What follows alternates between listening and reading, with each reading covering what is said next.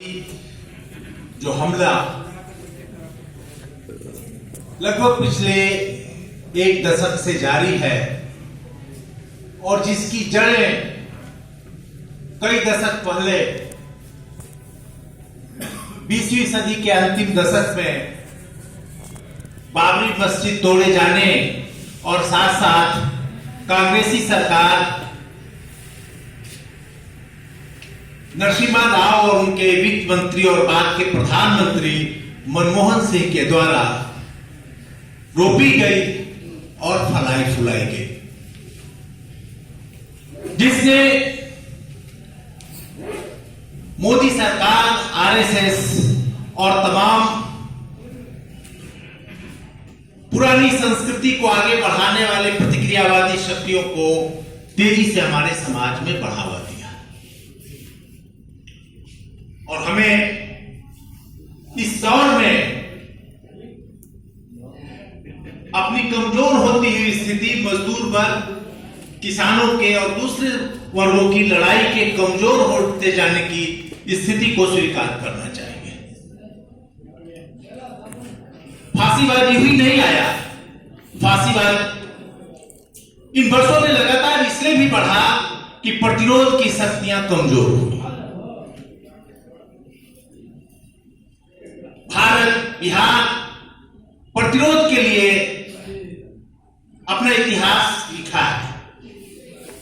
हमारे जो मजदूर, जो किसान कल गांवों में उन प्रतिक्रियावादी शक्तियों के खिलाफ लड़ रहे थे, जो शासक वर्ग आज की जो फांसीवादी शक्ति है उनके सामाजिक आधार हैं, सामंती शक्तियां थे, ऊंची जाति के वर्चस्ववादी प्रवृत्तियां थी, ब्राह्मणवादी प्रवृत्तियां थी, हिंदू धर्म के मठाधीश थे, बाबा थे और बड़े बड़े मठाधीश थे, उन सबों के खिलाफ कम या बेश लड़ाई हमने लड़ी है और हमने उन्हें पराजित किया है।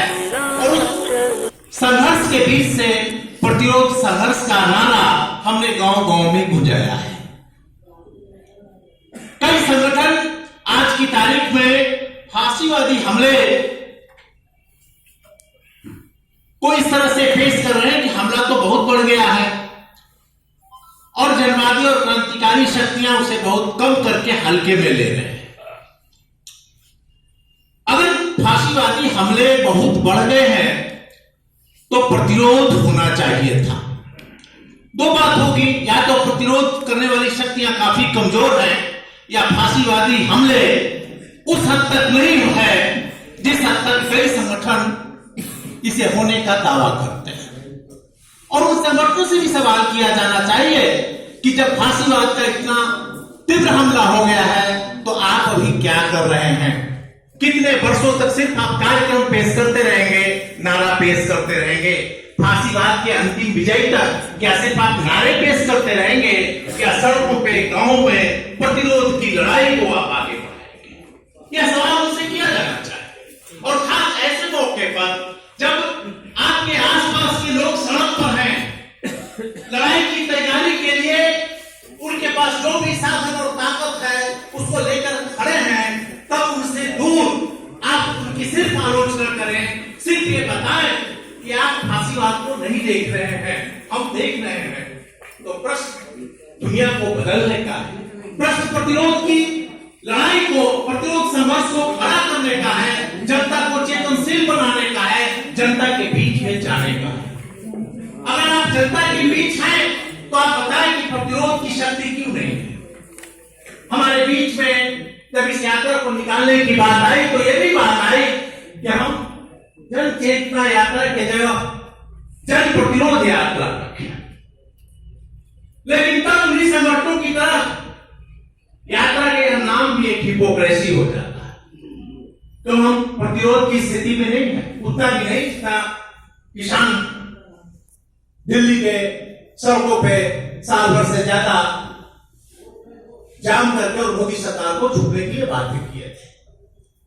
हम चाहते हैं कि हम प्रतिरोध मार्च करें, हम तो चाहते हैं कि माओ की तरह लंबे अभियान को लेकर के मजदूर और मेहनत कशों और किसानों कि सेना को निकल जाए। हम लाल सेना की तरह हिटलर को पराजित करने की ताकत को लेकर के मार्च करते हैं। देखिए, हमारी इच्छा शक्ति से, इच्छा रखने से सिर्फ नहीं होगा। किसी भी लड़ाई को आगे बढ़ाने के लिए, आज फांसीवाद के खिलाफ लड़ाई को बढ़ाने के लिए सब्जेक्टिव फोर्स का बहुत महत्व है, और सब्जेक्टिव फोर्स को संगठित करने के लिए ये यात्रा है। जनता के मिजाज को समझने और उनके बीच चेतना को फैला करके एक व्यापक मोर्चा बनाने की तैयारी का यह पहला पड़ाव है। जैसा हमारे साथी ने कहा कि तमाम हिंदूवादी संगठन गांव-गांव में घूम करके हिंदुत्ववादी एजेंडा को आगे बढ़ा रहे हैं। मित्रों, आज की तारीख में हमारी कमजोरी यह है कि जो कल तक हमारे साथ हमारी सेना थे, हमारे लड़ाई के योद्धा थे, आज उनके ऊपर उनका प्रभाव पड़ रहा है। क्योंकि कल सामने में दुश्मन था, सामंती शक्तियों से लड़ते हुए आज वही मजदूर और किसान गुजरात में, एनसीआर में, मुंबई में जब असंगठित क्षेत्र के मजदूर के रूप में काम कर रहे हैं, उनको संगठित करने के लिए हमारी तरफ से वह प्रयास नहीं किया गया जो होना चाहिए।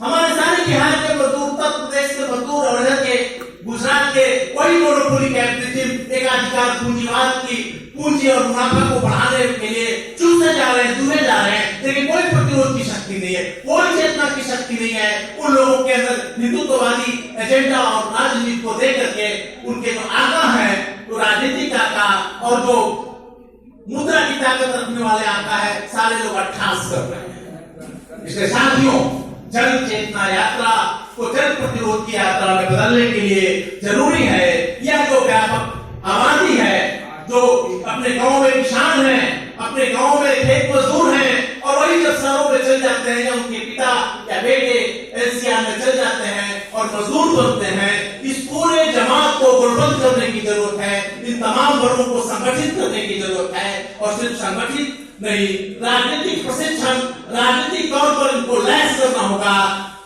सत्ता के खिलाफ, फांसीवादी सत्ता के खिलाफ, पूंजी की सत्ता के खिलाफ। तभी हम अंतिम तौर पे फांसीवाद को पराजित कर सकते हैं। इस अपील के साथ हम अपनी बात समाप्त करते हैं। इनकलाब।